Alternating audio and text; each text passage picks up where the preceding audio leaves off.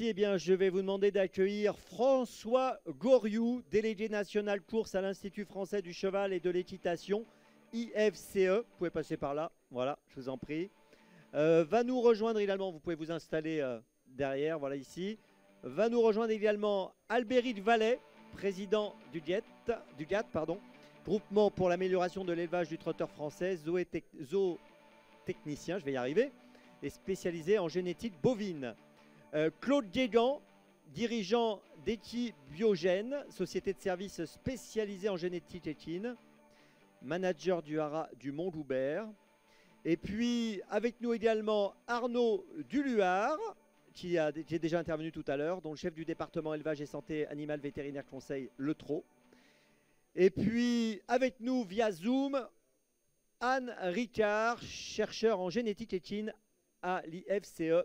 Anne Ricard qui doit être avec nous en Zoom. Je ne sais pas si elle m'entend maintenant. Je la salue en tout cas.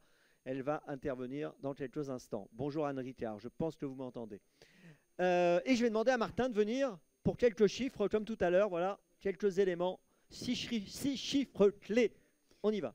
Tout à fait, ravi de vous retrouver, de lancer cette séquence. Donc, vous rappelez les chiffres que j'avais présentés tout à l'heure liés à cette thématique. Que signifient les indices et quelle est leur utilité? Et la génomique, avenir de l'élevage, point d'interrogation. Donc 6 chiffres peut-être pour enrichir les conversations à venir. 28% souhaitent plus de renseignements sur les étalons, dont le génotype. 73% s'estiment peu ou assez informés sur l'apport scientifique dans l'élevage. 42% estiment que les indices apportent une meilleure approche des croisements. 66% s'estiment peu ou suffisamment intégrés, que l'aide que la génomique peut leur apporter, estiment que c'est peu ou suffisamment intégré. 27% considèrent qu'elle peut les aider à optimiser leur croisement et 21% souhaiteraient un génotype de tous les étalons. Bons échanges. Merci beaucoup. Voilà donc pour ces chiffres. Arnaud, je vais commencer par vous, Arnaud Duluard. Vous allez nous dire quelques mots dans un premier temps. Alors, expliquez-nous ce que vous voulez nous communiquer. Ça ne marche pas. Voilà, ça y est, c'est bon. Alors, vous pouvez le faire là ou au pupitre, comme vous voulez. Je peux aller au pupitre. Voilà. Simplement quelques mots d'histoire sur ces outils à la disposition des éleveurs. On a vu que, en plus de l'étude des pédigrés, et puis aussi de l'intuition de chaque éleveur, de leur envie propre, ils disposaient, ou ils vont disposer peut-être bientôt, d'outils pour estimer la valeur des reproducteurs. Alors, des outils anciens, qu'on va voir tout à l'heure, parce que je vais céder la parole très rapidement à Anne Ricard, ITR, BTR, les indices, créés dans les années 80. Quand ils ont été créés, j'étais pas encore au cheval français, mais il me semble, et je crois que François pourra peut-être en témoigner, que l'accueil qui leur a été réservé n'était pas tellement enthousiaste. Je crois que c'est exact, oui. Voilà. Néanmoins, ces indices restent aujourd'hui utilisés. Vous les avez à disposition sur le site de l'IFCE, sur Info Chevaux. Vous les avez à disposition aussi pour tous les reproducteurs trotteurs français dans le studbook, puisqu'on a la liste de tous nos reproducteurs. Et à la suite du nom du cheval, on a son ITR et son BTR. Alors ça, c'est des indices déjà à disposition des éleveurs. Et puis on a des outils nouveaux qui se développent, et notamment en lien avec le développement de la génomique. Génomique, développement dans les années 2000-2010, avec un point d'étape, un démarrage au trot important, 2012, avec une équipe suédoise qui a découvert un gène, qui est le gène DMRT3, qui avait donc une influence majeure sur les allures. Alors là, ça a commencé à poser quelques questions, puisque cette étude disait que le cheval porteur de la mutation sur le gène DMRT3 avait une aptitude à trotter qui était supérieure. Et cette étude disait aussi que cette mutation, elle était fixée dans le standard bred américain, aussi chez les Suédois, presque fixée, et chez les chevaux norvégiens.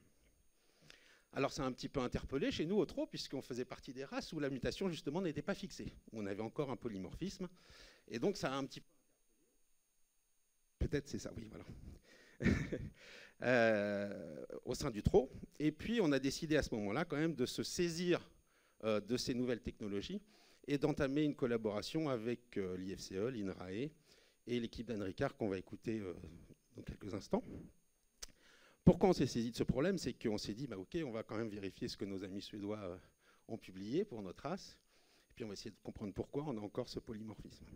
Alors ce qu'on a montré en 2013-2014, c'est que notre race, elle avait une spécificité et qu'elle avait en effet des caractéristiques qui étaient tout à fait en adéquation avec le programme des courses qu'on leur proposait. À nos chevaux, en France, on a un programme des courses spécifique et on a vu que cette race, elle était vraiment bien adaptée à notre programme de course. Alors je ne rentre pas dans le détail du gène DMRT3, ce n'est pas l'objet aujourd'hui, mais on a considéré qu'il fallait poursuivre ces études au trot avec l'équipe d'Anne Ricard, puisque dans ces études de 2013-2014, on avait aussi découvert d'autres zones du génome qui avaient un lien avec la performance ou les allures, en plus du gène DMRT3 identifié par les Suédois. Et donc ça s'est concrétisé par l'étude Génotro, qui a été publiée septembre 2021 dans une revue scientifique, et dont Anne Ricard va nous parler brièvement, très brièvement. C'est une présentation très succincte des résultats. Et Anne Ricard va aussi développer quelle va être la potentielle utilisation de ces résultats de cette étude Génotro dans un avenir proche pour les éleveurs. Voilà, c'était juste. Vous avez tout dit là ou pas? J'ai tout dit. Bon, on peut applaudir Arnaud, voilà, qui nous a mis dans l'ambiance. Et alors, il y a Anne Ricard qui est avec nous, donc qui va maintenant intervenir. Anne Ricard, bonjour, merci d'être avec nous. Je rappelle que vous êtes chef du département élevage et santé animale vétérinaire conseil. Non, ça c'était Arnaud. Vous êtes chercheur en génétique équine à l'IFCE. Je lisais mal ma fiche. Donc merci d'être avec nous. Vous avez entendu le préambule d'Arnaud? Parfaitement, oui. Très bien. Bah, donc je vous laisse nous expliquer. Alors je ne sais pas si apparaissent à l'écran les quelques diapos que j'avais préparés pour expliquer un petit peu ce qu'étaient les indices, qui ont très bien été résumés dans la petite présentation qui a été faite. Donc les indices actuellement qu'on a à disposition, ils sont consultables sur le site de l'IFCE, en cliquant Info chevaux et en cherchant le cheval d'intérêt. Et donc il y a deux indices qui apparaissent, l'indice de performance, l'ITR, indice TRO, et l'indice génétique, BTR, pour BLUP TRO.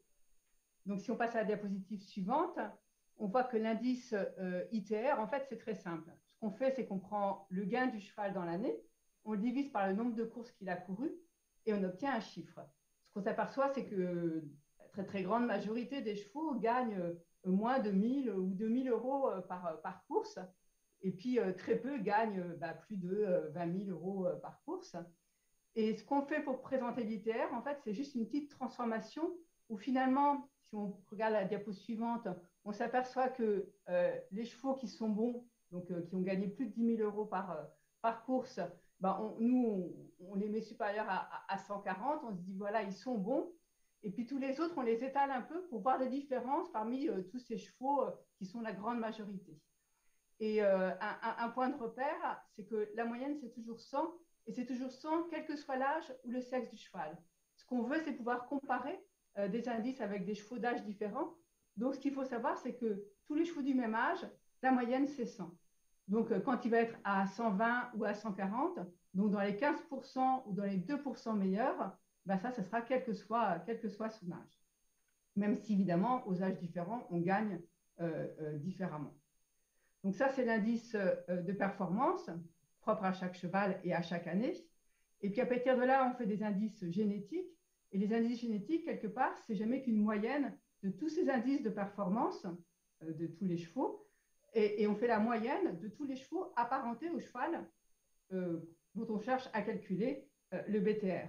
Donc, on va tenir compte de l'ITR de lui-même, et puis de son papa, de sa maman, de ses petits frères et sœurs, de ses produits s'il en a déjà. Et puis, on remonte aussi les générations plus loin en prenant les grands-parents, les arrière-grands-parents, et puis les collatéraux plus lointains, les cousins, les petits cousins, et ainsi de suite.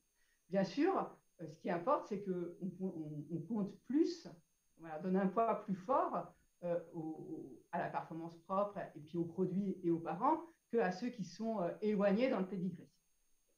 Alors, le BTR, il se présente sous la forme d'un indice en plus et en moins.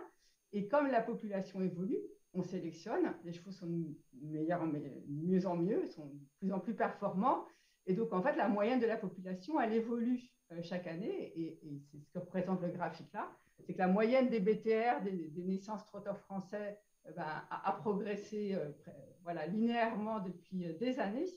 Et maintenant, on arrive à des moyennes très élevées, au-dessus de 40 ou 50. Donc peut-être que c'est aussi plus très facile de se repérer avec ce chiffre à cause de la progression même du trotteur français. Donc ça, c'était sur les outils actuels. Voilà, c'était un court résumé des outils actuels à disposition. Très bien. Vous Donc, continuez? Oui, oui. Je vous laisse continuer. Si on enchaîne tout de suite sur la génomique. Allez-y. D'accord. Donc, la génomique, ce qu'on a fait, c'est que maintenant, on a toujours les pédigrés à notre disposition pour faire des études génétiques, mais en plus, on a des informations sur l'ADN. L'ADN, c'est notre code génétique.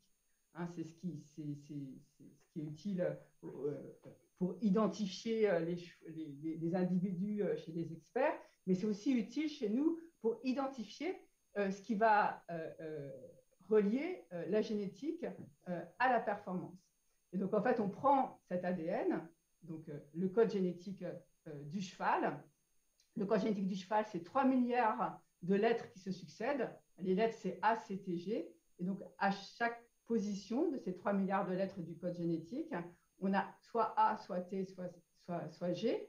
Et puis, on en a 3 milliards. Et ça fait notre code génétique. Et ce qu'on a pu faire avec le projet GENOTRO, qui a été conduit de pair avec le TRO et avec l'aide de l'IFCE et puis le financement de l'IFCE et du fonds EPRON et l'aide de l'INRAE, on a mis en relation toutes ces lettres, ce code génétique, avec des performances en course et avec des critères de qualité des allures. C'est ça qui a permis le projet GENOTRO. Une fois qu'on a pu mettre en évidence ces relations entre l'ADN et la performance, ce qu'on peut maintenant proposer, c'est des outils avec ces résultats. Alors, les outils, comment ils se présentent en pratique? En pratique, on a donc une liste de performances qui caractérise la réussite du cheval en course. Ça peut être le gain à 2 ans, à 3 ans, à 4 ans, ensuite. Ça peut être le taux de course finie. Donc, on a un tas de critères qui permettent de définir la qualité du cheval en course. Et puis, on a aussi des critères qui définissent la qualité de ses allures, qu'on a résumé en 3. En gros, il amble pas, il galope pas, et tous les autres défauts d'allure qu'on a regroupés. Donc, des caractéristiques de performance et d'allure. Et puis, on a une série de marqueurs, nos fameux marqueurs génétiques, notre ADN, avec nos ACTG. Et donc, on a identifié une série de marqueurs qui étaient liés à ces performances. Et donc, on croise les deux. Et finalement, on obtient un tableau où, pour chaque cheval, on peut mettre en relation les performances en course et dans les allures, et puis les génotypes aux différents marqueurs qu'on a identifiés. Et là, sur ce tableau, finalement, c'est très visuel. On met un carré vert quand le cheval possède le génotype favorable, et puis on laisse un blanc quand ce n'est pas le cas. Et donc, en fait, plus le cheval va être bon, et plus on va avoir de carré de vert, parce que finalement, plus il va être porteur des gènes qui sont favorables à la performance. Maintenant, on voit aussi que ce n'est pas tout vert ou tout blanc, hein, c'est mixé, parce que ça peut être favorable à 2 ans, mais un peu moins à 3 ans, ça peut être favorable au taux de course disqualifié, au gain. Voilà, la performance, elle est forcément multiple. Et là, j'ai un bon cheval, mais si je passe à la diapo suivante, j'ai un moins bon cheval, qui a moins gagné, et tout de suite, on voit bien, il y a moins de carré vert. Donc ça, c'est des outils aujourd'hui qu'on peut proposer, qu'on peut proposer bientôt à l'éleveur de trous. Donc ces informations, elles sont accessibles à partir de simples prises de sang, parce qu'on on fait le sang, on extrait l'ADN et on fait les génotypages, on les met en relation avec les performances, comme on fait aujourd'hui de la même manière avec DMRT3. Et demain, ce qu'on espère, c'est finalement fluidifier ce système. On peut imaginer que lors du contrôle de filiation où on prélève du sang des animaux, automatiquement, on déduirait les différents génotypes grâce à un outil de génotypage à façon dédié à la génétique française. Actuellement, les contrôles de filiation, ils passent par le laboratoire Labéo qui pourrait réaliser cette analyse biologique. Ensuite, on traite les résultats de concert avec l'IFCE et avec le TRO, et on peut produire ces fameuses fiches d'information, finalement pour tout chevaux qui suit le contrôle de filiation, pas de façon obligatoire, mais évidemment de façon volontaire, à condition de le pouvoir. Et on pourrait ajouter à ces informations liées à la performance et aux allures des informations sur des maladies génétiques, sur les robes. On peut même espérer trouver de nouveaux marqueurs grâce à l'accumulation des informations. On peut imaginer un outil qui non seulement dit ce que fait le cheval, mais qui essaie de se projeter dans l'avenir et donc de comparer les génotypes du père et de la mère et de prédire le génotype du produit d'un accouplement qu'on désire faire. Et puis, on peut aussi prévoir des indices génétiques de type BTR, mais qui seraient dans ce cas-là des indices génomiques et qui, grâce à ces informations supplémentaires, seraient plus précis que ceux d'aujourd'hui. Voilà, en résumé, ce qu'on peut espérer aujourd'hui de la génétique et de la génomique pour les chevaux trotteurs. Voilà. Merci beaucoup, Anne-Rita, pour ces explications. Ouais, il y a des applaudissements dans la salle. Et là, je vais me tourner un instant vers Arnaud.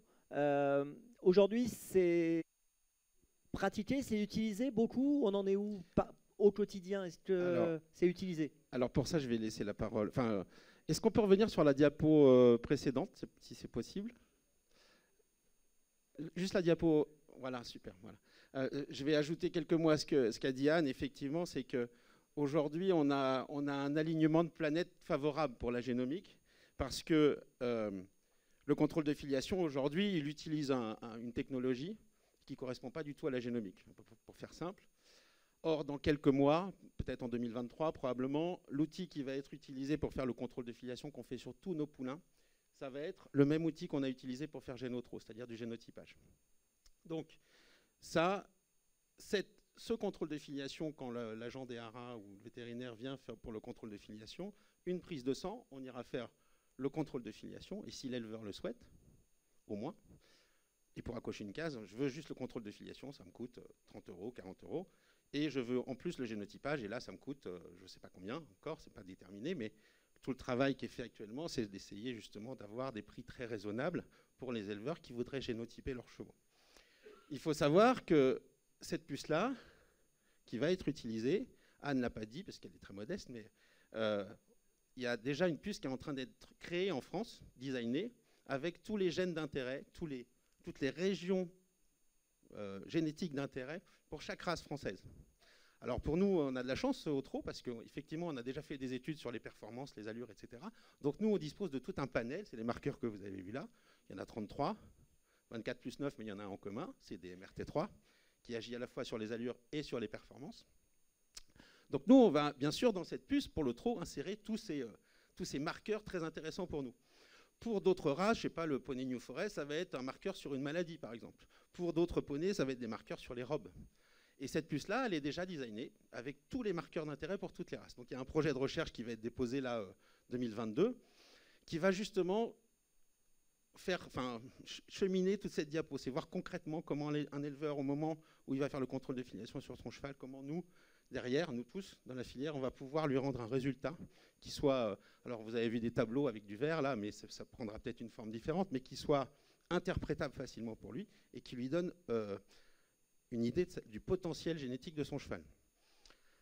Ce qui est intéressant aussi, c'est que dans ce projet de recherche, effectivement, aujourd'hui, quand on a présenté les premiers résultats Génotro en commission d'élevage, on nous a dit bah oui, c'est bien tout ça, mais je peux génotyper mon poulain que quand il est né. Donc il est déjà né. J'ai l'info, c'est intéressant, mais il est déjà né. Donc dans le projet de recherche aussi, il y a effectivement la création d'un logiciel qui permettrait, en connaissant le génotype de la mère et du père, de projeter quel serait le génotype du poulain à naître dans une simulation de croisement, avec des probabilités, parce que vous avez vu que c'est quand même assez complexe, hein, comme on a identifié beaucoup de marqueurs. Donc voilà, c'est ce que je voulais ajouter à ça. Donc aujourd'hui, c'est une mise en place qui est en train de se faire avec un projet 2022 et qui verra le jour probablement dans quelques années ou moins. Et il existe déjà des éleveurs qui ont fait génotyper leurs reproducteurs, leurs poulinières, chez Equibiogène, qui est une société privée qui, pour le moment en tout cas, génotypait pour des MRT3. Alors bah, voilà, la transition est trouvée. Claude Guégan, donc il y a déjà des chevaux qui ont été génotypés grâce à votre société, ITI Biogène. Est-ce que vous pouvez nous expliquer un peu bah, voilà, où on en est, comment ça se passe? Alors, donc, en préambule, donc, le test sur le gène DMRT3 est le test qui s'appelle le test SynchroGate, synchro pour synchronisation et gate pour allure.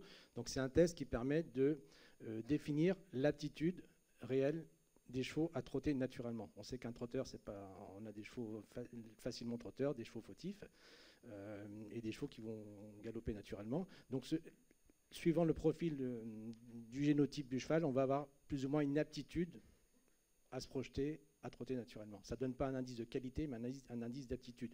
Si on est apte, c'est-à-dire que si on a le génotype, il se présente sous 3 formes, la forme AA, la forme hétérozygote CA et la forme CC. On s'est rendu compte par les différentes études, que ce soit en Scandinavie, via équipe Biogène ou l'équipe du Trot et l'IFCE, que chez les chevaux AA, on arrive à un taux de qualification moyen qui est de 55-60%. Chez les chevaux hétérozygotes CA, il est de 37-40%, ce qui est la moyenne nationale. Et chez les chevaux génotypés CC, on va sur une moyenne de 10 voire 15% dans les meilleurs cas de figure. Donc, vu cela, il est évident qu'on va préférer avoir des chevaux des 2 premiers profils plutôt que le dernier. Donc ce test SynchroGate, donc, il permet aux éleveurs de raisonner leur croisement en disant voilà, j'ai un profil génétique qui est CC, on n'en veut pas trop parce que ça fait des chevaux compliqués qui vont très peu aux courses, donc on veut se cantonner sur les premiers types de chevaux. Donc ils vont raisonner leur croisement en ayant l'information de leur jument et des étalons lorsqu'il est connu. Ça permet de partir du bon pied, c'est-à-dire voilà, de se dire je vais dans la bonne direction. C'est-à-dire qu'on enlève une prise de risque.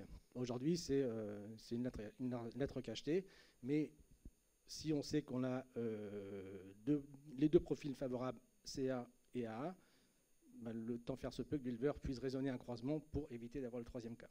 Ouais. Si on a AA et CA, normalement on a ou AA ou CA. Ou CA, voilà. Et donc la probabilité à se qualifier et aller en course est bien plus favorable que les autres. 37% ou 55% voilà, c'est ça.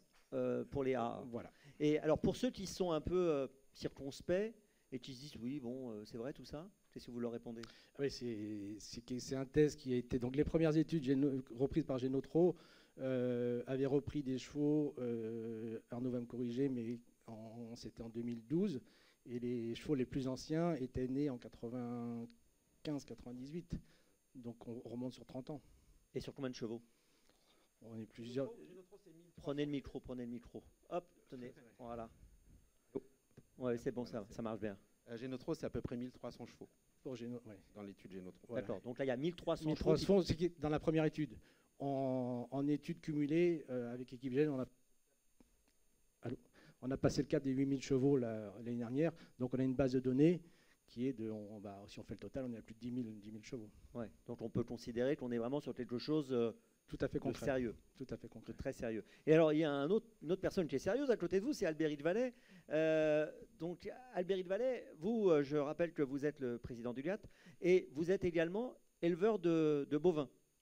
Tout à fait, surtout je dirige des races bovines, voilà. Donc on utilise assez abondamment notamment le génotypage, c'est une technique qui s'est beaucoup répandue depuis une dizaine d'années dans les races bovines. Ouais, c'est pour ça que j'allais vous lancer là-dessus, parce que c'est quelque chose que vous pratiquez depuis longtemps. Tout à fait, alors 2 petites choses quand même, je reviens quand même sur le trotteur et je reviens sur le Gaët, que je fasse un peu la promotion de la maison Gaët. Nous avons mis en place, vous le recevez je pense, notre petit bulletin, et vous voyez qu'on publie des listes d'étalons avec des BTR, des croissants. Les rankings qu'on produit, je crois, ne sont pas tout à fait déconnants.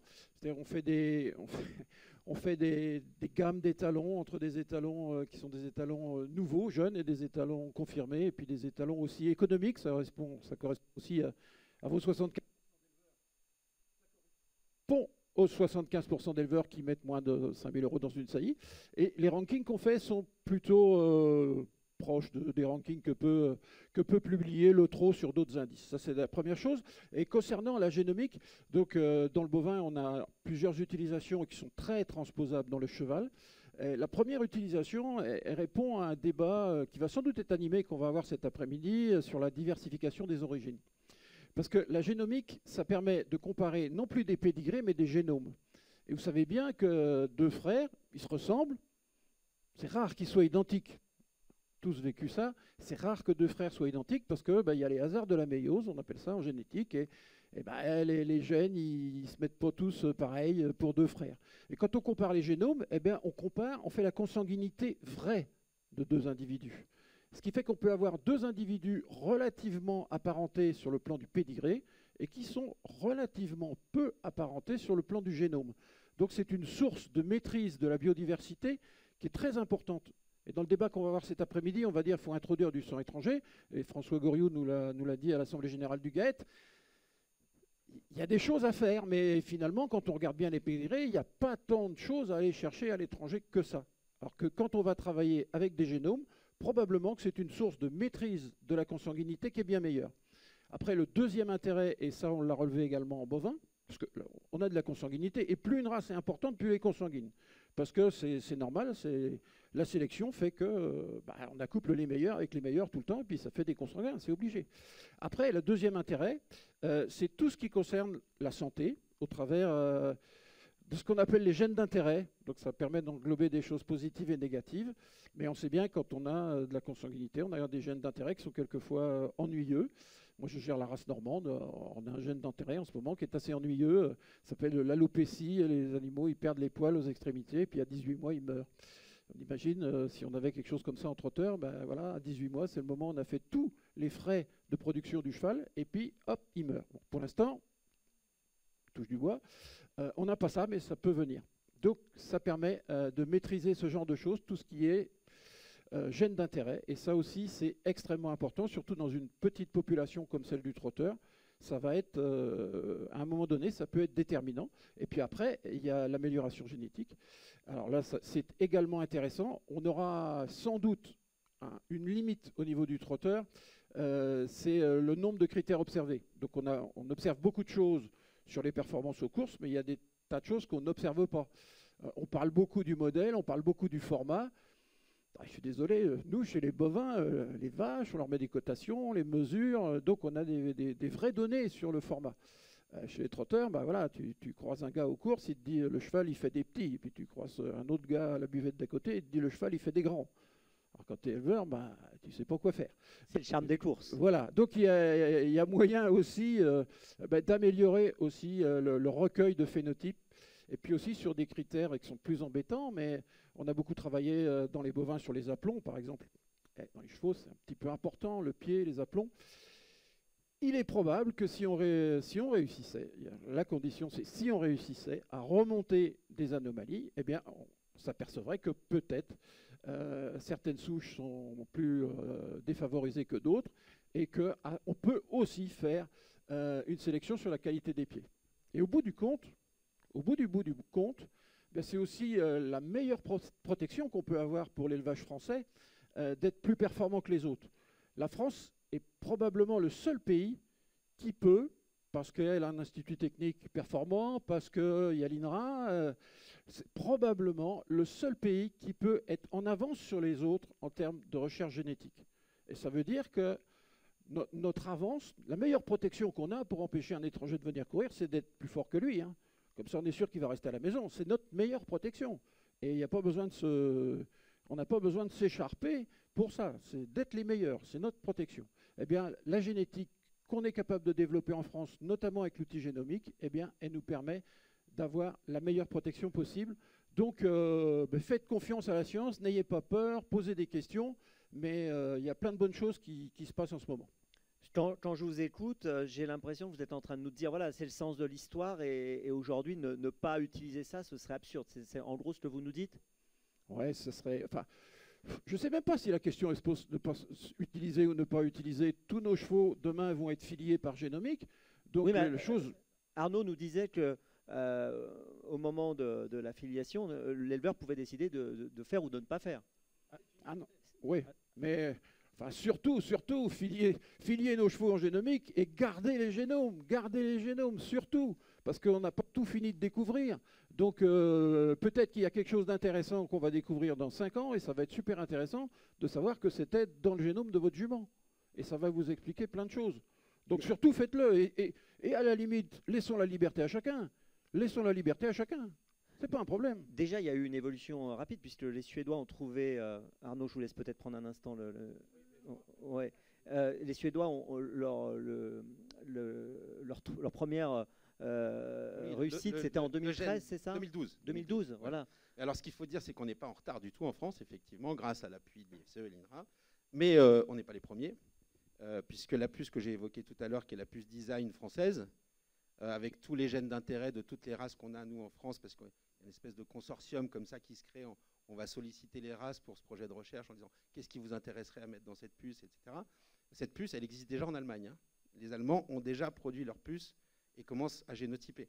Donc effectivement, et ça c'est très intéressant, c'est que plus on aura d'éleveurs, ou alors peut-être qu'un jour ça sera obligatoire, mais plus on aura d'éleveurs qui seront volontaires pour faire génotyper leurs chevaux, plus on aura une connaissance importante du génome de notre race, et donc de très nombreux échantillons. Génotron, on a travaillé sur 1300 chevaux. 1300 chevaux, pour faire de la génomique, finalement, c'est pas énorme. C'est déjà très très bien, hein, c'est dur. Hein, plus les 8000 dont on parlait tout à l'heure. Tout à fait. Mais là, demain, on imagine si ça passe en routine, etc., on va avoir la possibilité de confirmer les marqueurs qu'on a découverts sur 1300, de dire finalement, celui-là, il n'est peut-être pas si intéressant que ça, ou celui-là, il a un vrai effet très très fort, et puis d'en découvrir d'autres. Et à la fois sur, comme le disait M. Vallet, sur des performances, sur des caractéristiques d'allure, mais aussi sur des maladies potentielles qui pourraient apparaître. Et aussi sur la vraie consanguinité. Effectivement, la vraie consanguinité, elle se calcule par la génomique et pas par la généalogie, puisqu'on fait tout le temps, on en parlera cet après-midi, mais on fait tout le temps une estimation en fait, de la transmission à 50%. Donc on serait beaucoup plus précis, effectivement. Vous voulez intervenir, Claude Légan, ensuite j'irai vers François Loriot. Oui, tout à fait, pour préciser, en fait, parce qu'aujourd'hui, une personne, lorsqu'elle veut acheter un cheval, elle a le cheval physiquement devant ses yeux, elle a éventuellement un pédigré, mais ça reste quelque part une enveloppe cachetée. On ne sait pas ce qu'il y a au réel. Alors, je ne sais pas si on peut revenir sur une diapositive précédente. Laquelle celle d'avant, le tableau. Encore avant, pardon. Un petit peu avant. Voilà. Donc, cette image elle est très importante parce qu'aujourd'hui, donc, cette image elle permet de les points verts, en fait. Lorsqu'on fait un croisement, lorsqu'on veut acheter un cheval, on a vu tout à l'heure FaceTime Bourbon, Reddy Cash, avec une mère bien née, certes, mais on ne connaît pas réellement les génomes qui ont été transmis par les deux parents. Aujourd'hui, par la génomique et par ce genre de tableau. Donc là, c'est un cheval pas terrible. Pas terrible, voilà. 3000 euros. On va qu'on revienne sur celui d'avant. Oui, on peut comparer les deux si vous voulez. C'est FaceTime, ça, ou pas? Non. D'accord, on n'a pas le droit, d'accord. Ça reste c'est un donc cheval. Là, par contre, là, on a un cheval, donc il y a beaucoup de verts, donc qui coche beaucoup de cases. Donc c'est-à-dire qu'à travers son génome, on peut se dire, bah, ce cheval-là, il a quand même une très très grosse probabilité à bien performer en course. Et au détail, comment dire, des différents tests, donc qualification, course à 2 ans, trop montée, ambleur, pas ambleur, galopeur, et ben on arrive, et c'est sur ce qu'Ibgene travaille actuellement, et d'ici quelques semaines, on va pouvoir arriver sur le marché avec un produit, avec des index en fait, qui vont pouvoir déterminer le potentiel des poulains dès la naissance, de dire voilà, ce cheval a un potentiel, comment dire, un index génomique qui va être de temps, donc avec une forte aptitude ou pas à performer, et aller de manière plus précise sur un caractère, par exemple, de précocité, course à 2 ans, à 3 ans. On parle des courses au trop montées, c'est un critère fort aussi. Donc, pouvoir aller dans le détail en disant, voilà, mon poulain, aujourd'hui, j'ai le pédigré, j'ai le modèle, j'en sais pas plus, avec la génomique, en plus du DMRT3, qui est inclus dans ce tableau. DMRT3, c'est le chromosome 23. Je vais voilà. vous montrer. Parce qu'en fait, les deux chevaux sont AA, hein, Oui. le très bon et le pas très bon. C'est le Ils sont 23. tous les deux AA. Ici, c'est sur le chromosome 23. 23. Donc, vous voyez que ça agit sur tous ces critères de performance et puis d'allure aussi. C'est celui-là le plus important, c'est le AA. C'est le plus déterminant. Il est, je dirais pas que c'est le plus, enfin, pour être objectif, c'est le seul qui agit, vous voyez, qui coche des cases en vert clair et en turquoise. Tous les autres sont soit ayant une influence sur les performances ou sur les allures. Lui, il a une influence sur les deux. Voilà. Ouais. Donc, très important, à l'avenir, on pourra, par une simple prise de sang, dès l'identification ou un prélèvement de crin, pouvoir donner un index qui va être un potentiel de réussite ou pas du cheval. C'est-à-dire que ça va donner une aptitude à réaliser les choses. Si on est apte, on peut devenir bon, moyen ou mauvais en fonction de l'environnement dans lequel on évolue. Mais si on n'est pas apte au départ, on aura beau tout faire, la non-aptitude ne peut pas se transformer en performance. Seule l'aptitude peut être bien utilisée ou pas. Donc, si je résume un peu tout ce que vous nous dites là, c'est-à-dire que demain, quelqu'un achète un cheval qui a ce profil-là, il saura qu'il a un bon cheval. Après, il faut qu'il soit bien entraîné, que tout se passe bien pour oui. qu'il fasse carrière. Voilà, la génétique, on va dire, dans la réussite totale, parce qu'on va parler effet milieu quand même, c'est important, on va dire que la génétique, ça va être 1/3 de la réussite finale, et les 2/3 à côté, ça va être ce qu'on appelle l'effet milieu, la façon dont les chevaux sont élevés, nourris, entraînés, gérer des programmes d'engagement en course, voilà. Mais la génétique, c'est un socle. Ce socle, on l'exploite bien, on l'exploite mal, mais c'est un socle pour tout le reste. Et qui n'est pas discutable. Et qui n'est pas discutable, tout le reste est aléatoire.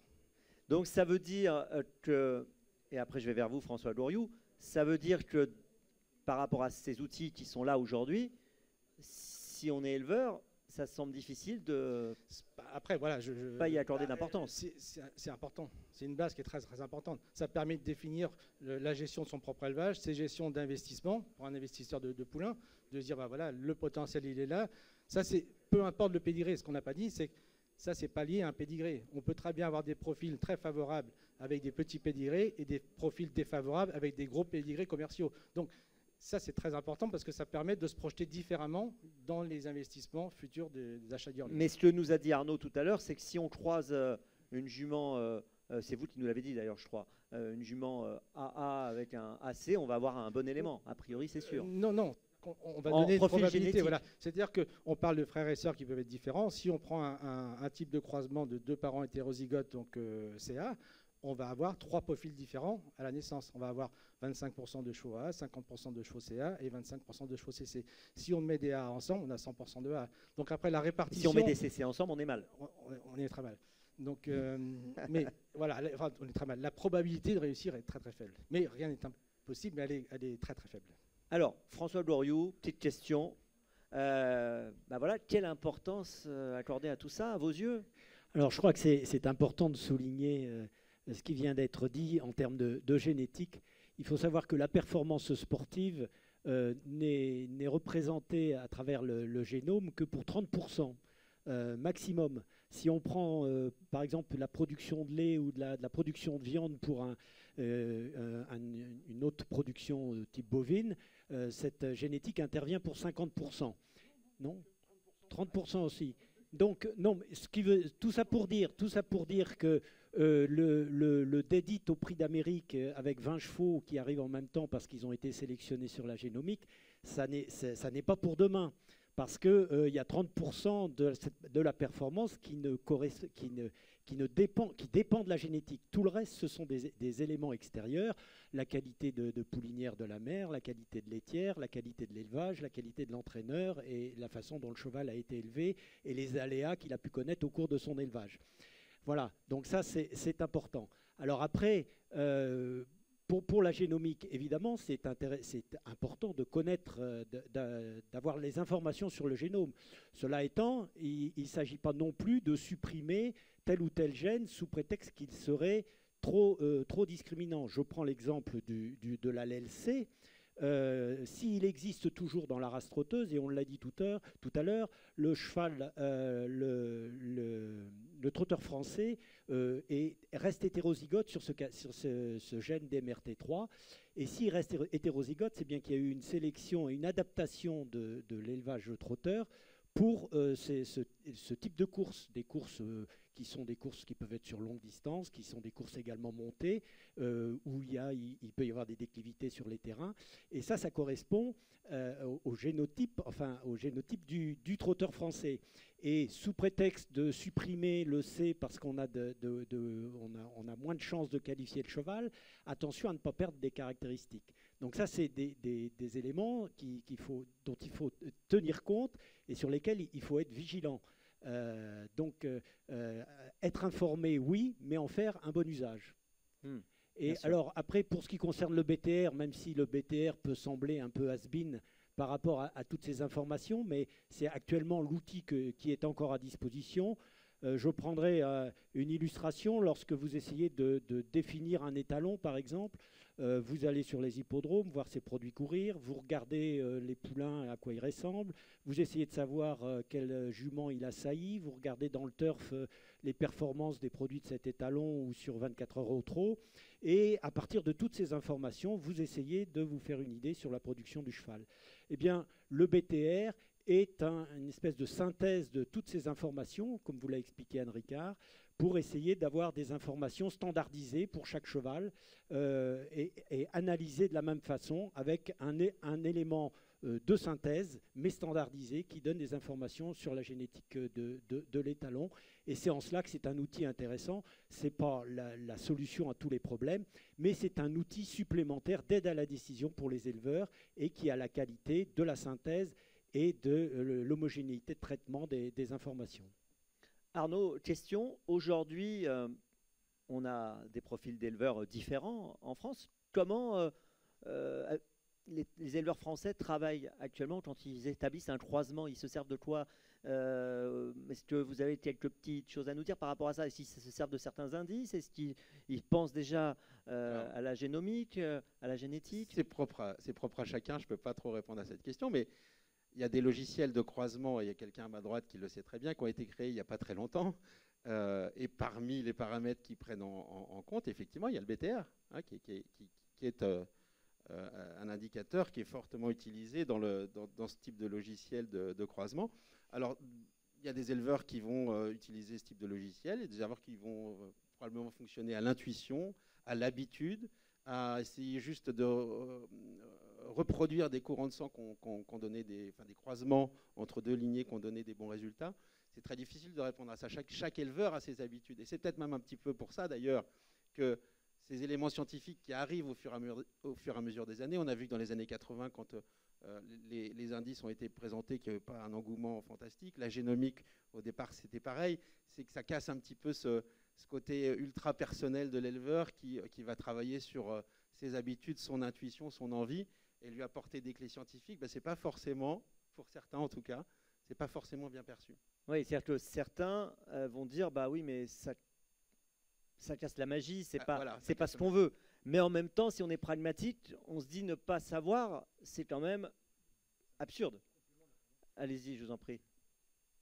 C'est un complément d'information qui est quand même tout à fait important. Chacun peut avoir ses critères du choix de l'étalon en fonction du budget, en fonction des pédigrés, des distances géographiques, mais de manière, précise et technique, les informations génomiques sont très importantes parce qu'elles sont immuables, elles sont rationnelles.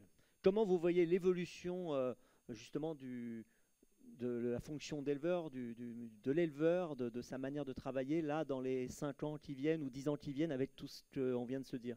À la base, l'éleveur, il faut qu'il reste sur ses idées, ses prérogatives et ses manières de fonctionner, on va dire, habituelles. Et la génomique, les informations techniques vont venir en complément pour confirmer ou infirmer les premiers choix qu'il pouvait avoir. En général, un éleveur, il va présélectionner 3, 4, 5 étalons pour sa jument, et en fonction du lieu géographique, de différentes choses, il va en retenir un. Et aujourd'hui, donc, le test SynchroGate des MRT3 est un point important.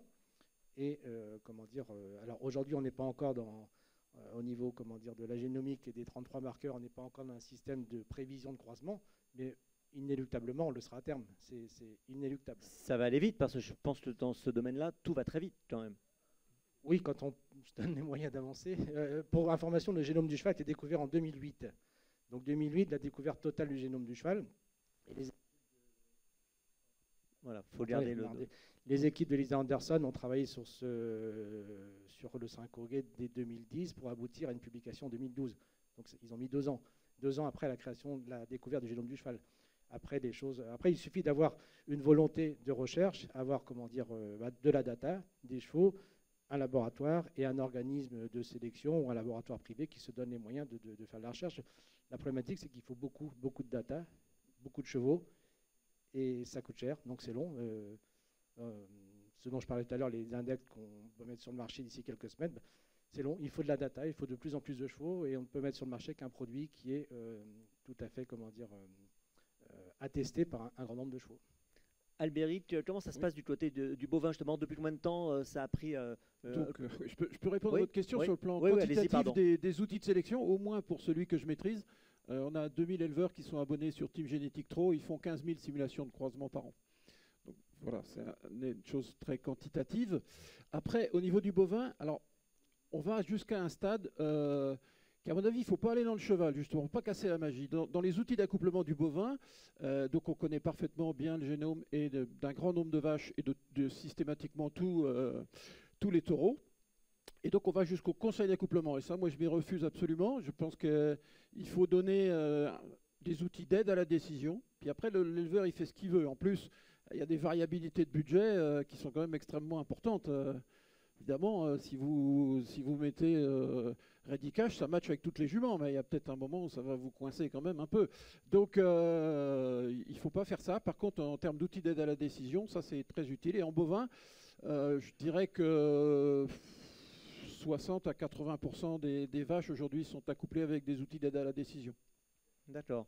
Et à votre avis, si on se projette par rapport à votre expérience dans le bovin, si on se projette dans 5 ans dans le domaine du trot, par exemple, 5 ans ou 10 ans, comment ça peut je ne sais pas. évoluer? Par contre, moi, notre discussion, elle m'évoque une question qui a été posée tout à l'heure par un courtier, je pense, italien. Il disait, moi, je m'en fous de payer 10% si j'achète un bon cheval. Et finalement, il a raison. C'est pas si grave que ça. Ce qu'on peut apporter, et ce que ça peut apporter aux éleveurs, et en particulier aux petits éleveurs. Moi, je suis un petit éleveur. C'est sincèrement de plus en plus difficile d'être petit éleveur. Ce que ça peut apporter aux petits éleveurs, c'est de fiabiliser les produits qu'on vous présente, pour arriver à quelque chose qui est le plus fiable possible et qui fait que l'investisseur, il va être le mieux récompensé possible. Alors, c'est jamais... on ne vend pas des Maserati. Hein. Il y aura toujours... C'est du vivant, il y a plein de problématiques. Mais néanmoins, plus on arrivera à garantir l'investissement, plus nos investisseurs reviendront et plus ils seront capables d'investir beaucoup parce qu'ils font ça, parce qu'il y a une notion de jeu, etc. Mais c'est vrai que s'ils viennent, qu'ils viennent souvent et puis qu'ils se font mal à chaque fois, ça va faire comme le monsieur qui tout à l'heure a dit j'avais 4 juments, j'ai tout essayé, puis aujourd'hui j'en ai plus qu'une parce que je suis fatigué. Donc vous êtes en train de nous dire que finalement, la génotique, ça peut réduire le risque, ça peut réduire la déception. Voilà. On a un métier qui est très déceptif, hein, qu'on soit éleveur, entraîneur, on a un métier qui est super déceptif. Quand on peut un tout petit peu réduire la déception, garantir mieux l'investissement, bah, je trouve que c'est mieux quand même, quoi. Plus on a d'informations, plus on diminue le risque. Plus on enlève la part de hasard. Et je voyais en effet dans la fiche tout à l'heure, il y a en effet ne dialogue pas. Hein, il y avait cette case verte, ne dialogue pas. C'est vrai, je pensais aux parieurs. C'est vrai que pour les parieurs, de se dire que dans les courses, il n'y a pas 10 disqualifiés sur 20 partants. Bon, heureusement, ça n'arrive pas trop souvent. C'est vrai que c'est un plus. Là aussi, c'est l'histoire de la déception ou de la non-déception. On fait un pari, on a envie de voir son cheval trotter d'un bout à l'autre. Il est sûr que si on arrive à imager via un index ou une valeur le fait qu'un cheval puisse faire un parcours complet au trot sans partir au galop ou sans ambler, parce que l'amble est aussi une faute, ça, et qui est importante, on le sait dans ces marqueurs génétiques. Alors ça n'empêche pas les incidents autres, les incidents de parcours, les accrochages autres, mais d'avoir une allure la plus naturelle possible, c'est sûr que c'est une garantie supplémentaire. On a un spectacle de meilleure qualité, bien sûr. Bien sûr. François Goriot. Oui, je souhaiterais intervenir puisque le principe de ces assises, c'est d'évoquer l'avenir et la position de la SECF. Je pense qu'en termes de génomique, il est important que l'organisme de sélection qu'est la SECF prenne à bras-le-corps ce sujet-là, parce que si ce n'est pas l'organisme de sélection lui-même qui le gère et qui éventuellement gardera la propriété sur l'information sur le génome, ce sera des entreprises privées qui pourront éventuellement déposer des brevets.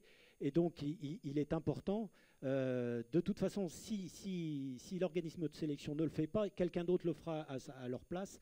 Et cette information sera détenue par des acteurs privés. Donc je pense que sur le plan collectif, il est important que l'organisme de sélection joue pleinement son rôle et soit en mesure de protéger les informations détenues dans le génome et que des individus ne puissent pas s'approprier des brevets, par exemple, sur des caractéristiques ou sur même une génétique à vendre. Enfin, c'est mon point de vue. Il y a Claude Guégan qui veut réagir. Oui, parce que rien n'empêche de travailler ensemble. Oui, tout à fait. Mais je pense l'un important la technicité, l'autre important la data. On est d'accord, mais il y aura un problème juridique évident. Je ne suis pas certain qu'il soit résolu avec les bovins. Un problème juridique important à régler. À qui appartient le génome et quelle utilisation on peut faire des génomes qui sont établis pour chaque cheval.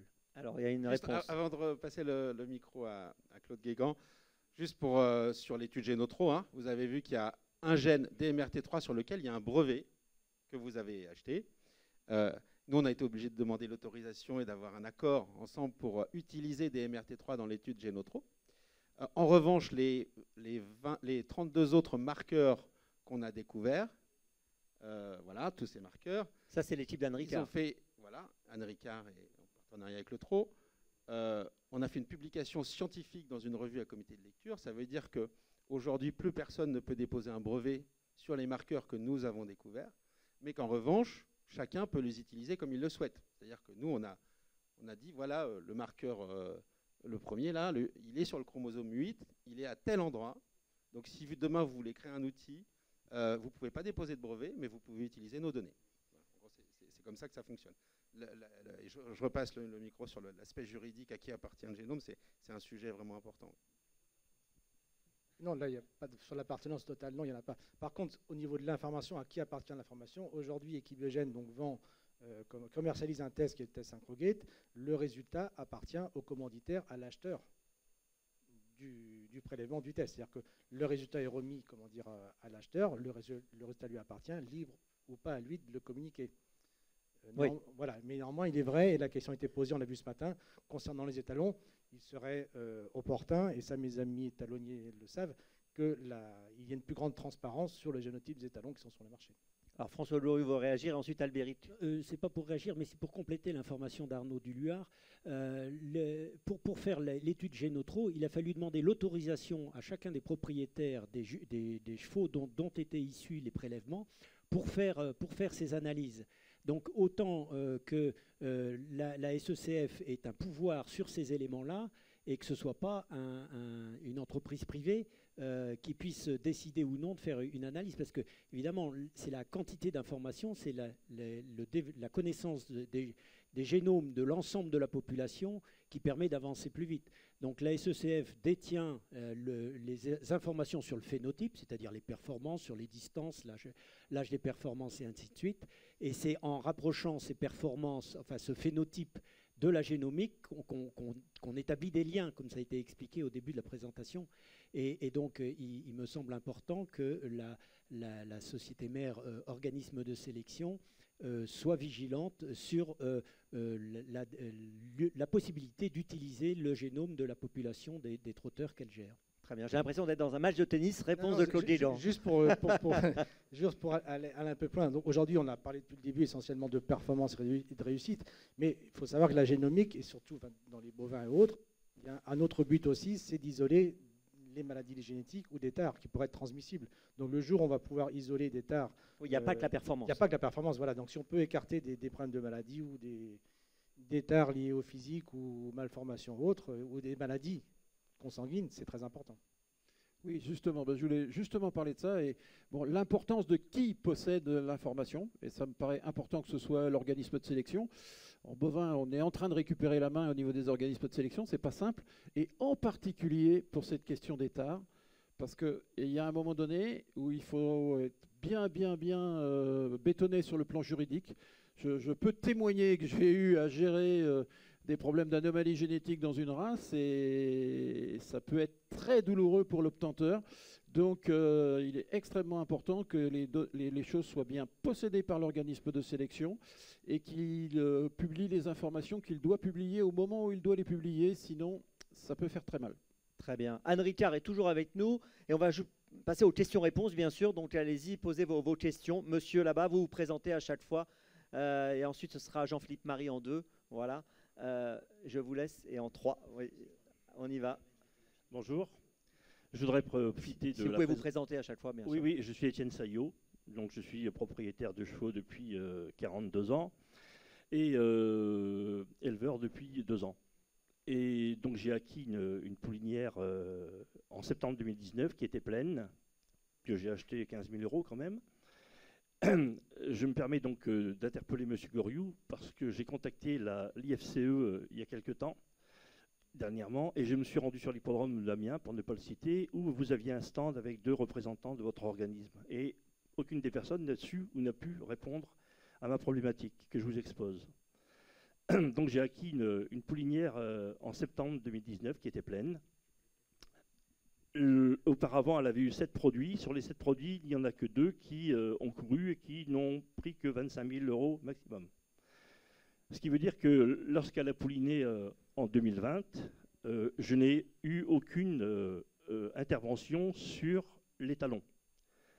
Donc, en 2020, elle a été saillie par un étalon de mon choix, de même qu'en 2021, et qu'il sera également normalement en 2022, sauf qu'en mars, j'ai reçu un courrier comme quoi ma poulinière était retirée de la circulation parce qu'elle ne correspondait plus aux critères de sélection.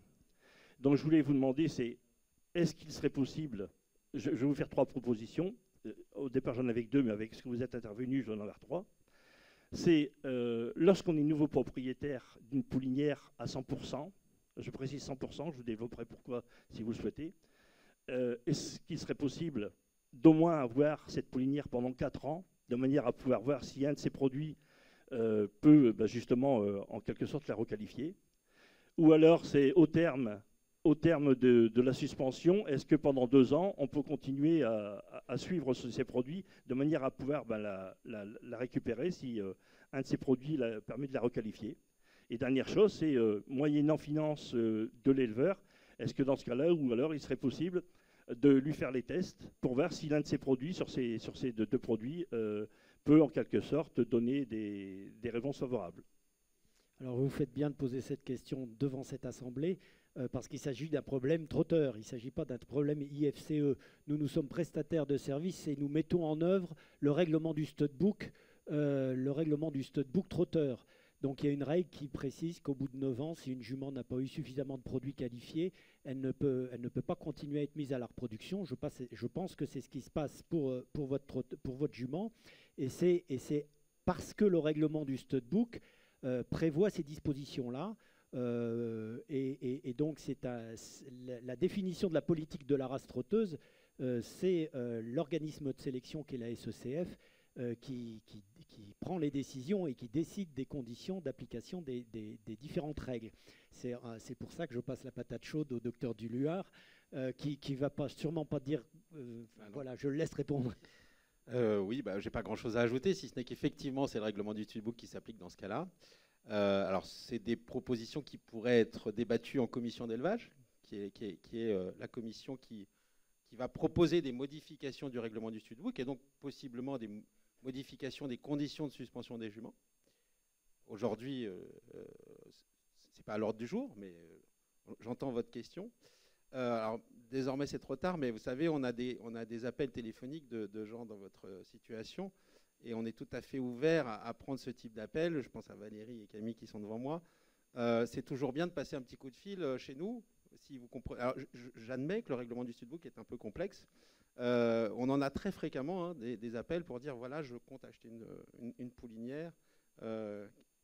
C'est quoi son futur? Qu'est-ce qui va se passer? Et on vous donne l'information, bien sûr. On décode un petit peu et on facilite le décodage du règlement et des conditions de suspension des juments. On est tout à fait ouvert pour répondre à vos questions. Alors évidemment, ça ne va pas vous satisfaire ma réponse parce que maintenant votre jument elle est suspendue. Mais c'est quelque chose dont il faut avoir conscience. Effectivement, quand on commence l'élevage, il y a des conditions de suspension des juments qui sont édictées dans le règlement du studbook. On va poursuivre. Jean-Philippe Marie, je crois que vous vouliez intervenir. Voilà. On va vous apporter le micro. Et ensuite. Oui, bonjour. Moi, j'ai une question pour Claude Guégan. Jean-Philippe Marie, je suis président du programme. Si demain, on fait naître tous nos trotteurs génotypés AA, quid des courses d'âge et des courses montées? Quid du programme spécifique? Et quid de la lisibilité des enjeux quand même? Non, donc, comme on l'a dit tout à l'heure, le but n'est pas de faire naître que des chevaux AA. Les chevaux AA en plus donnent une aptitude à faire les choses. Encore faut-il qu'elles se transforment par le biais d'un bon élevage, d'un bon entraînement, d'un bon driver, etc. On a parlé de la LLC qui est importante par rapport au programme du trotteur français. Il est aujourd'hui aussi intéressant pour un propriétaire français d'avoir un étalon génotypé CA que La seule différence, c'est que l'exploitation du cheval va être un peu différée dans le temps, les AA étant indirectement un petit peu plus précoces. Mais je dirais qu'aujourd'hui, le test SynchroGate, par rapport à tout ce qui va nous arriver dans le futur, enfin futur proche, avec les index, et on l'a vu tout à l'heure, les valeurs réelles des chevaux sur leur génome, c'est tout à fait différent. Le SynchroGate ne sera qu'une donnée parmi 10, 20, 30, 40, 50 autres données. Oui, on va avoir de plus en plus de données. C'est ce que Ouais, plus en plus de données. Voilà. Aujourd'hui, l'objectif, comme j'ai dit tout à l'heure, c'est on a 3 profils génomiques, pardon, AA, CA, CC. Seuls aujourd'hui, les CC sont identifiés comme chevaux, comment dire, très difficiles à qualifier. On est à 10-15%. Les premières courses, on est à 47% de taux de disqualification en course. La probabilité de prendre des gains, elle est très faible. Elle n'est pas nulle, mais elle est très faible. Et en général, ce sont des chevaux qui vont courir monter, débutant en fin d'année de 3 ans, 4 ans, 5 ans, des chevaux d'âge au trot monté. L'essentiel de ces chevaux prennent leurs gains au trot monté pour la grande majorité. Pas tous, mais la grande majorité. Donc, encore faut-il que ce soit un éleveur, un propriétaire, un investisseur. On a 2 autres catégories de génotypes qui représentent, comment dire, plus de 60, on va dire 85% de la population. Autant choisir dans les bons 85% que d'aller prendre des risques dans les 15% qui sont à côté. Comment? Non, mais à partir du moment où on travaille sur un génotype AA, CA, le C, il n'y a pas besoin de CC pour garder le C. Alors, on enchaîne. Paul Sarcial, je crois que vous vouliez intervenir. On viendra vers vous, madame, juste après. Je voudrais intervenir et poser une question à l'ensemble des personnes qui sont ici. Ah bon, j'ai une voix rauque. Est-ce que vous pourriez travailler à l'envers et me dire pourquoi un crack étalon avec une craque jument peut faire un très très mauvais? Attendez, j'ai pas fini. Parce que j'ai vu l'exemple à l'automne dernier, il y avait une fille de Goldikova, une fille de Trèves, qui avait été saillie par Cisessar et Sioni, les 2 meilleurs en France et en Angleterre. Je ne suis pas sûr qu'elle gagnerait à réclamer cette année. Allez-y. Il n'y a pas de règle précise, mais je peux juste donner un exemple. Toujours en revenant au DMRT3, parce qu'aujourd'hui c'est le seul test, comment dire, avec lequel on a du recul. Vous pouvez très bien avoir un gagnant de prix d'Amérique génotypé CA, une gagnante de prix d'Amérique génotypé CA, et vous avez 25% de risque de concevoir un produit CC qui, lui, n'aura que 15% de chance de se qualifier. Donc voilà. Par contre, vous avez 25% de chance aussi d'avoir un A et 50% de chance d'avoir un CA. Donc, lorsqu'on a des profils, l'intérêt justement dans ce cas-là, c'est d'avoir des profils, de connaître le profil génomique, le DMRT3 des 2 parents, et de façon à ne pas faire ce croisement qui est considéré comme un croisement à risque. Oui, autre point important justement, aujourd'hui dans les juments CC que j'ai pu identifier depuis ces 8-10 années d'exercice, dans la majeure partie des cas, la grande majorité des cas, ce sont des juments de grand pédigré, issus de grands élevages, qui ne se sont soit pas qualifiés, soit performants en course. Donc si on garde ces juments-là qui sont très bien nés, sans performance, sans connaître le génotype de cette jument-là, on a le risque d'avoir une jument CC, et si on veut, par exemple, mettre son propre étalon en avant qui lui est CA, là, on part sur des 50% de risque à chaque croisement. Donc, c'est pour éviter ce genre de risque, de prise de risque. Alors, madame. Oui, alors, monsieur Guégan, je trouve votre exposé intéressant. Si vous pouvez vous présenter. Marie-Annick Sassier, éleveur. Sauf que dans votre exposé, vous parlez quand même plus facilement en disant 50% AA qui permettront de qualifier. Vous les mettez plus en valeur que les AC parce que vous parlez des qualifiés. À la limite, le raisonnement n'est pas sur des chevaux qualifiés, il faut faire sur la carrière de chevaux. Et vous disiez l'aptitude du trot, justement, encore plus pour les AA, de façon à ce qu'il y ait moins de disqualifiés. Alors, je suis entraîneur aussi, j'ai été entraîneur. Le problème de la ferrure, et ça, on ne va pas en débattre ici, mais les disqualifications ne viennent pas essentiellement parce que les chevaux sont des AC. Hein. S'ils avaient des fers, peut-être qu'ils seraient peut-être moins souvent disqualifiés. Excusez-moi. On est dans les 70% dont on parlait tout à l'heure, qu'on appelle l'effet milieu, en fait. Alors, je crois qu'il y a une question derrière. On va apporter juste un complément à la réponse à Marie-Annick Sassier. Bon, là, on parle que du DMRT3, hein, mais ce qui vous a été présenté, c'est 32 autres points potentiels qui ont une influence comme DMRT3. Donc là, évidemment, le DMRT3 est connu depuis quelques années, donc tout le monde pense à ce gène-là. Mais ce qu'il faut envisager pour l'avenir, c'est que ça va être multiplié par 30. C'est-à-dire, 30 juste indicateurs. pour être clair, Arnaud, donc auparavant, en 2012, on avait juste un seul repère, le Voilà. DMRT3. Maintenant, on en a 32 plus le DMRT3, on en Voilà, a donc ça- 33. 33. Et demain, ce que vous nous disiez tout à l'heure, on en aura. On pourra en avoir bien plus. Voilà. On va peut-être en supprimer de ceux qu'on a aujourd'hui, parce que même s'ils sont très significatifs aujourd'hui dans l'étude, alors j'espère que je ne dis pas de bêtises et qu'Anne confirmera, mais peut-être qu'avec un échantillon beaucoup plus grand, on dira finalement celui-là c'est peut-être pas le plus important à retenir comme information pour l'éleveur. Et puis pour la deuxième partie de la question de Marie-Annick, oui certes effectivement l'accent dans la discussion a été mis sur les qualifications, mais effectivement entre un AA qui va avoir globalement un début de carrière où il va effectivement avoir plus de gains qu'un AC ou qu'un CC, ce qu'on a observé dans les toutes premières études, et c'est ça aussi qui fait la spécificité de notre trotteur français, là on repasse juste à des MRT3, c'est que nos AC, effectivement, à partir de 4 ans au trot monté, à partir de 5 ans au trot attelé, eh ben, ils égalisent avec les AA, en gros, et puis qu'après, sur leur fin de carrière, effectivement, ils ont tendance à prendre un petit peu plus de gains que les AA.